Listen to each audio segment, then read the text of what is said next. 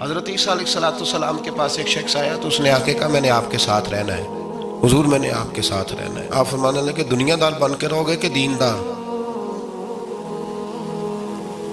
کہنے لگا جی میں دیندار بن کے رہوں گا۔ فرمانے لگے دنیا کی طلب نہ کرنا ورنہ میری صحبت میں نہیں رہ سکو۔ حضرت عیسیٰ علیہ السلام نے شادی نہیں کی، مکان ہی نہیں بنایا، ایک تکیہ، ایک پیالہ، ایک کمبل، جہاں رات ہوتی وہیں سو جاتے۔ ایک دن ایک شخص کو دیکھا کہ وہ ڈھلان بنی ہوئی تھی، پتھر کی پہاڑ، تھوڑی سی ڈھلان بنی ہوئی تھی تو نیچے لیٹا ہوا ہے۔ آپ نے کمبل بھی صدقہ کر دیا، کہنے لگے آج کے بعد جہاں ڈھلان بنے گی وہاں سو جائیں گے، کمبل کی ضرورت ہی کوئی نہیں۔ کچھ دنوں کے بعد ایک شخص کو دیکھا کہ وہ اپنے ہاتھ کا تکیہ بنا کے سویا ہوا ہے، تکیہ بھی خیرات کر دیا، کہنے لگے اس کے بغیر بھی گزارا ہو سکتا ہے۔ کچھ دنوں کے بعد دیکھا کہ ایک آدمی چلو میں پانی پی رہا ہے، پیالہ بھی اللہ کے راستے میں دے دیا، کہنے لگے چل جائے گا کام اس کے بغیر۔ پر میں دنیا دار بن کے نہ آنا، کہنے لگا نہیں صاحب میں دیندار بن کے آؤں گا۔ جناب عیسیٰ علیہ السلام نے رکھ لیا۔ آپ پہلے دن ہی کہنے لگے چل آجا روٹی کھا لیں۔ 3 روٹیاں منگائیں،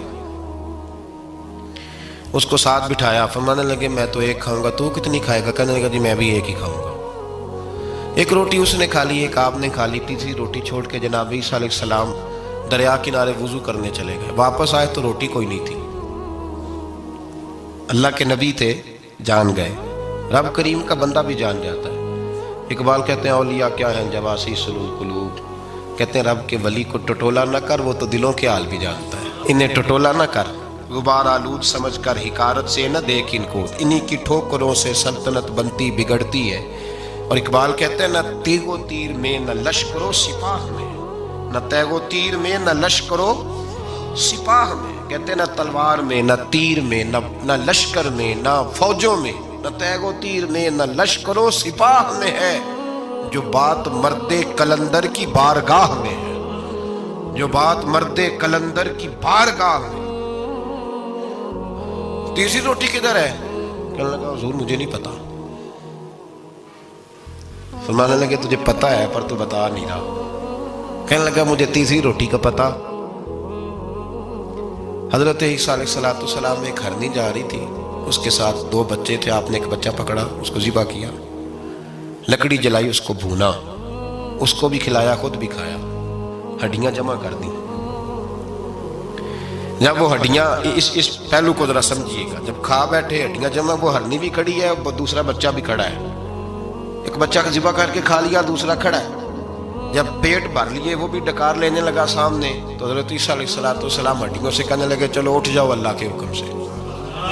ہرنی کا بچہ پھر سے زندہ ہو گیا، وہ چلا گیا، ماں اس کو ساتھ لے کے روانہ۔ فرمانے لگے دیکھ اللہ نے مجھے معجزہ دیا ہے، ہم نے کھا بھی لیا ہے اور بچہ چلا بھی گیا ہے، ہمارے پیٹ میں ہے بھی، اور اب تو بتا دے روٹی کس نے کھائی ہے؟ کہنے لگا جی مجھے نہیں پتا، نہیں پتا مجھے۔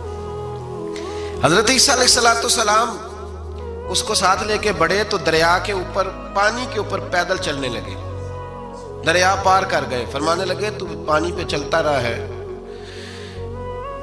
سارا پانی کراس کر گیا ہے تو ڈوبا نہیں، اب بتا دے روٹی کس کے پاس ہے؟ کہنے لگا نہیں پتا، مجھے پتا۔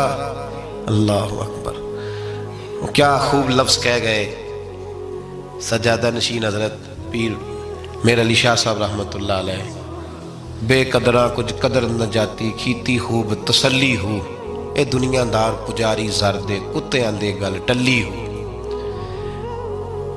سارا دریا اتنا بڑا دیکھتے ہیں لوگ جو آتے ہیں نا درویشوں کے پاس، بڑے رنگ دیکھتے ہیں پر بدلتے نہیں، رنگ بڑے دیکھتے ہیں پر اپنے آپ کو تبدیل، او 5 فقیروں کسے نہیں مارے آئے ہوئی چور اندر دا ہو، دیکھتے بڑا کچھ